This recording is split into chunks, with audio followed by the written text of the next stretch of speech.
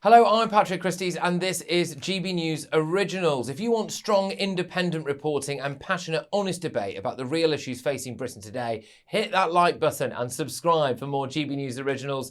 You won't want to miss what's coming up. Well, let's get right into it then. The migrant crisis, yes, the ongoing disaster no one in Westminster seems able or willing to properly tackle, has exploded again. Here's a roundup of the latest illegal immigration madness in Britain for you.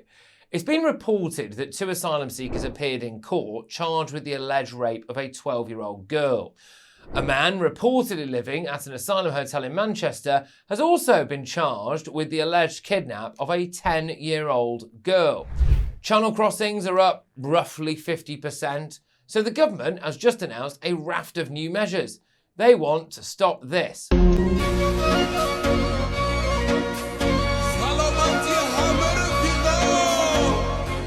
They say promoting channel migrant crossings on social media could land you a 5-year prison sentence.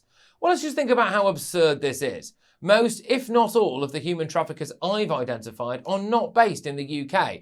So, are we going to send the SAS into Albania or Tehran to arrest people using TikTok to promote the migrant crisis? No. Then, the Home Secretary Yvette Cooper announced £100 million more cash to tackle the migrant crisis. She said that the move would help the UK better, quote, track the smuggling gangs and bring them down. Well, I tell you what, Yvette, why don't you give me the £100 million and I'll stop the human traffickers in just a few days. You've sent me a location to say I should meet you here. No speak English. You don't speak English. It's just, you spoke English when you messaged me before, didn't you? Let me just read some of the messages. Is that okay? I'm just going to read some of the messages. Yeah. So the messages say, go here now, and you sent me a precise location. Hang on a minute. You sent me a precise location and told me to meet you here to help get me across the channel. Are you a human trafficker? No? No. But I think you might be banged to rights. Look, we've got your face, we've got your name, we've got your number. What's your name? What's your name? No speak English. Don't speak English. Okay. All right. So, do you help get people into Britain? Break into Britain? No. Where are you from? What country? Can I ask what country you're from? Look, we've got messages here from you, so we know it's you. Yeah, but you speak English when you message me, so I know you speak English. What country are you from? I'm Kurdish. You're Kurdish, okay.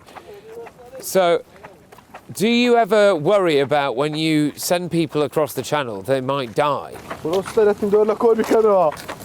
What? You don't have any issues with that, no? What if when they get to Britain, they commit a crime, you help them get across? Do you make a lot of money out of it? No speak English. You do speak English. I know you speak English because you messaged me.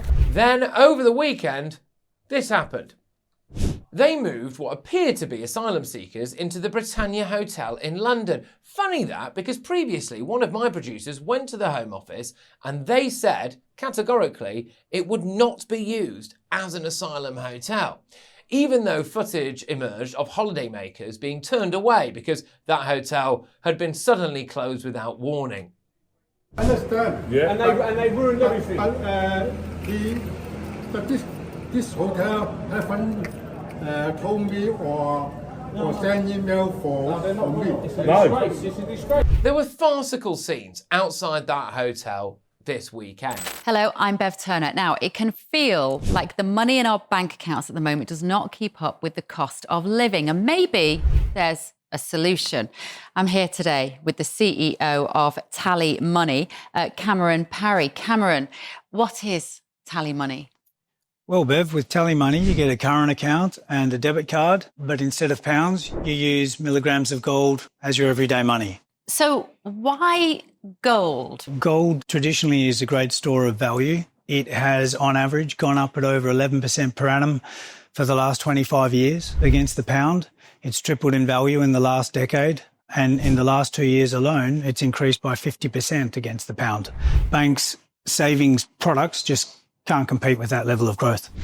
But this isn't just about gold. This is about a currency that you guys have created at TallyMoney. Explain it to me as though I'm an idiot. So, look, people need to be able to hold their earnings and build their savings in a money that retains its value and remains in their legal control and remains theirs to access, away from government control. Great. You had me at not exposed to government control. You should feel safe and happy with your money. You should have peace of mind the more money you see in your bank balance, and that's the type of thing we're trying to deliver and give people choice in the type of money they get to use every day.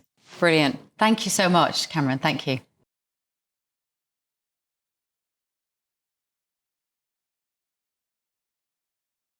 Firstly, the ladies in pink turned up to protest. Now, it's very difficult, isn't it, to call ladies and girls wearing pink far right. Then the police seem to introduce a Section 42 order, which conceivably means that everyone protesting could be arrested.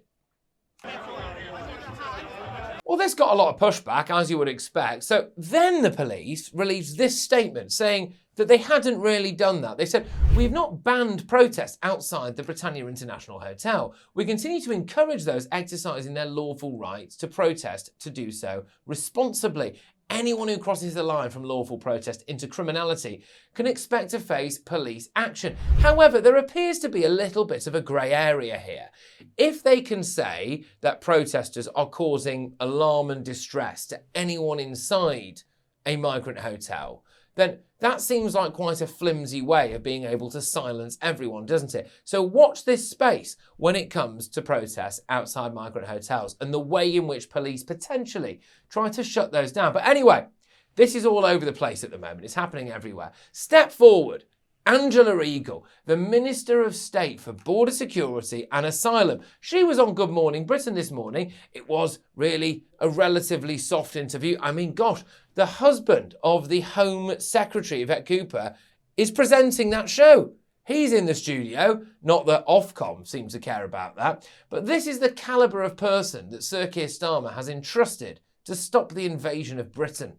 Have you any evidence at all that what you've put into place so far is even working just a little bit? Well, yes, but there's no quick, easy fix to Go on, this. give us the evidence first before you get into the fact it's got to be slow, because that I think people would like to hear. Well, we inherited a terrible situation with huge backlogs in the system, which we're getting down. We are doing much more work with our colleagues. What backlogs are coming down?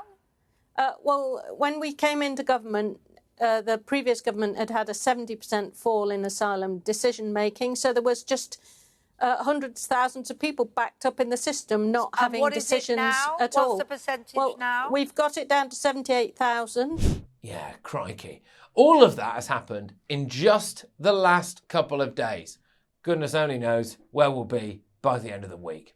If you want more honest discussion, then please do hit that like button, subscribe and join the debate. I'm Patrick Christys. Thank you very much for watching. Yep, and don't forget, like, subscribe, share and stay ahead of the game with GB News Originals.